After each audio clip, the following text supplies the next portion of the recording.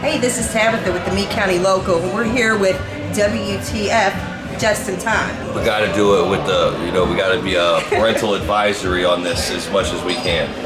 Okay, and for those of us who doesn't know really who you are, Yes, ma'am. just who is Just in Time? I am just your neighborhood party planner. I throw these parties and people come to them, and we have a weekend full of mud, music, and mayhem. So that's kind of like the Redneck Rave. There we go. You're referring to. Yes.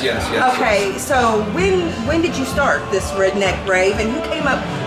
Who came up with the idea for the Redneck Rave? Well, ma'am, yours truly right here did that. All right. Okay. And it was many moons ago, back in the day. Now it was like 5 years ago. Okay. But yeah, it was.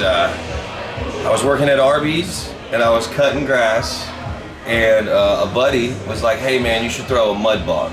Okay. And I had no idea what a mud bog was or any of that kind of stuff at the time, but I was doing EDM events. Like I had a buddy named Jake Slater, and he was putting me on to host these big events called like Electric Spring, Electric Summer.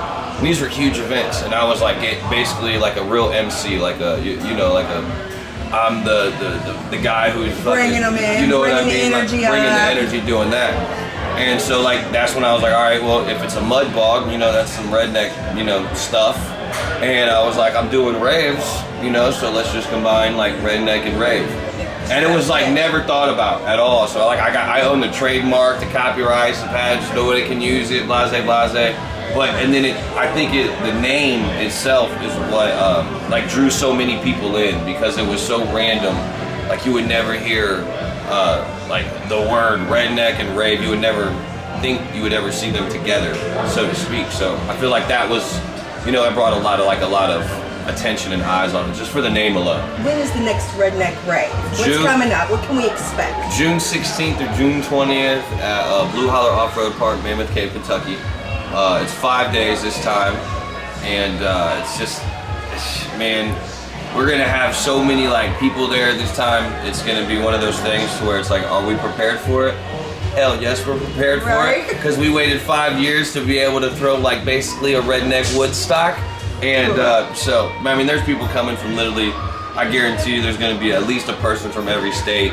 And it's different countries, like just so much different crazy stuff. And it's like, I don't know, I really can't, I'm just prepared, but you're never really prepared. You can just, kind of roll with the punches and hope your plan is accordingly. So in your opinion, would you say that you've made it? No, ma'am. No. Far from that. I would never say that, because there's always more work to be done. And I see how a lot of people around me that I'm like fortunate with to have friendships and stuff like that with, and they're on another level, and they never stop trying to excel and go higher, and that kind of motivates me always to be like goals. Yeah, it's like what is really making it, like are my bills paid? Yeah. Or is my family taken care of? Absolutely. And that's all we can really ask for. Everything else is really just kind of extra at that point. Okay, so one more thing. What do you think about this Dogecoin, the doggy coin? The doggy coin things, you guys can like invest in cryptocurrency, and I'll just invest in the mud. Sounds good. Yes, ma'am. Right.